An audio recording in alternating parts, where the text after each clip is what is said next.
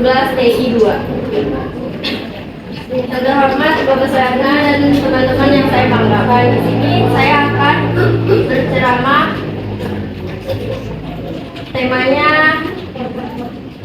menjelajahi lautan kebenaran. Pertama-tama, marilah kita panjatkan puji syukur kehadirat Allah Subhanahu wa Ta'ala, Tuhan semesta alam yang telah melimpahkan rahmat dan hidayahnya kepada kita semua. Salawat serta salam semoga tercurah kepada Nabi Muhammad SAW yang telah membawa kita dari kegelapan menuju cahaya iman. Hadirin sekalian, perjalanan manusia di dunia ini ibarat pelayaran di lautan luas.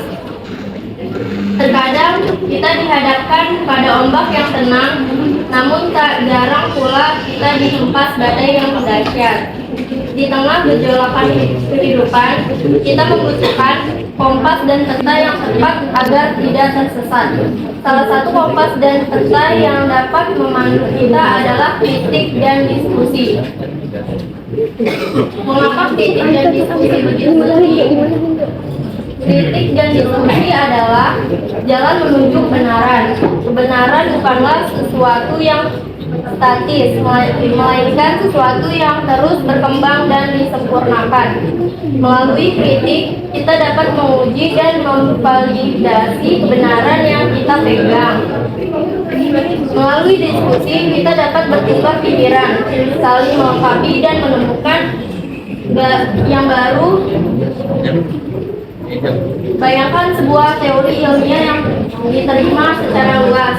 Jika tidak ada kritik, teori tersebut akan terus diterima tanpa dipertanyakan. Meskipun mungkin terdapat kelemahan atau kesalahan, melalui kritik, teori tersebut dapat diuji ulang, diperbaiki, dan akhirnya melahirkan teori yang lebih akurat. Kedua, kritik dan diskusi adalah latihan untuk berpikir kritis. Dalam era informasi yang serba cepat ini,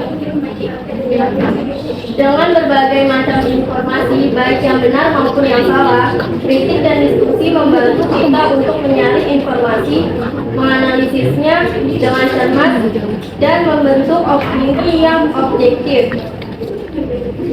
Kita hidup di tengah lautan informasi yang luas dan dalam. Tanpa kemampuan berpikir kritis, kita mudah tersesat dalam arus informasi yang menyesatkan.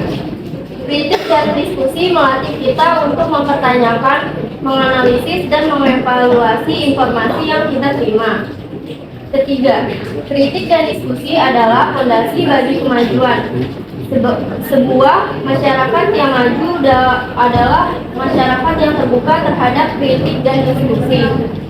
Melalui kritik dan diskusi, kita dapat mengidentifikasi kelemahan, menemukan solusi, dan mendorong perubahan yang positif.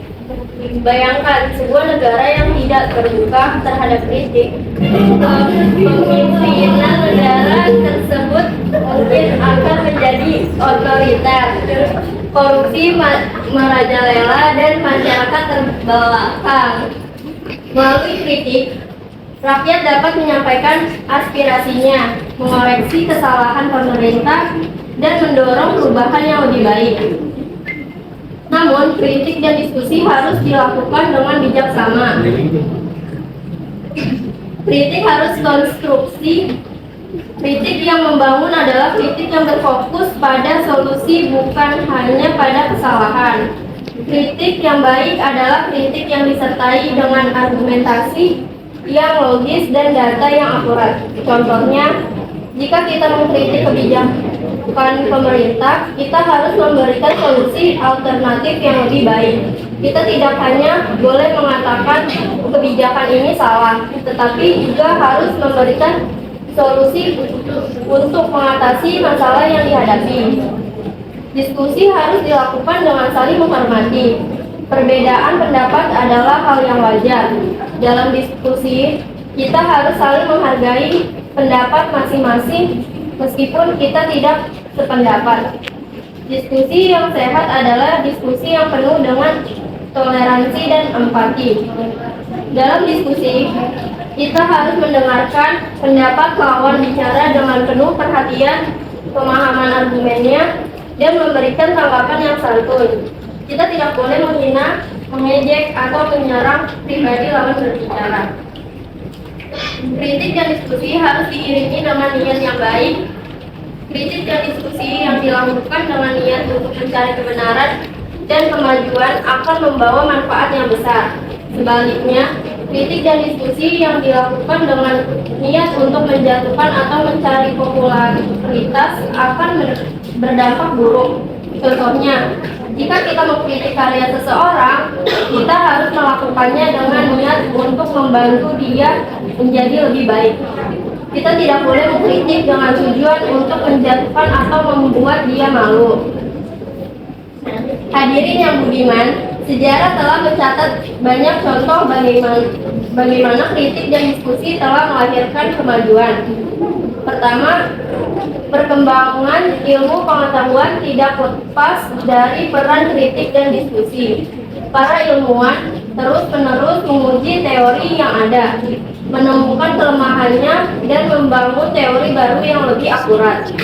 Kedua, demokrasi juga dibangun atas dasar kritik dan diskusi. Melalui pemilu, rakyat dapat memberikan kritik dan masukan kepada pemimpin mereka, dan melalui anggota dewan dapat berdiskusi dan merumuskan kebijakan yang lebih baik. Yang ketiga, kemajuan teknologi juga tidak terlepas dari peran kritik dan diskusi. Para inovator terus-menerus berdiskusi, berbagi ide, dan menguji coba berbagai macam teknologi untuk menciptakan sesuatu yang baru dan bermanfaat. Namun, di tengah arus informasi yang deras, kita juga harus mewaspadai bahaya hoax. Hoax adalah informasi palsu yang disebarluaskan dengan sengaja untuk menyesatkan. Kritik dan diskusi yang sehat harus dibedakan dari hoax. Kritik dan diskusi yang sehat didasarkan pada fakta, logika, dan etika. Hoax didasarkan pada kebohongan dan kebencian.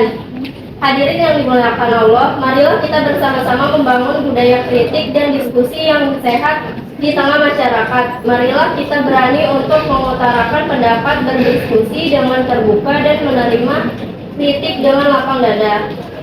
Ingatlah, kritik dan diskusi adalah jembatan menuju kebenaran dan kemajuan. Begitu saja yang saya sampaikan. Wassalamualaikum warahmatullahi wabarakatuh. Terima kasih.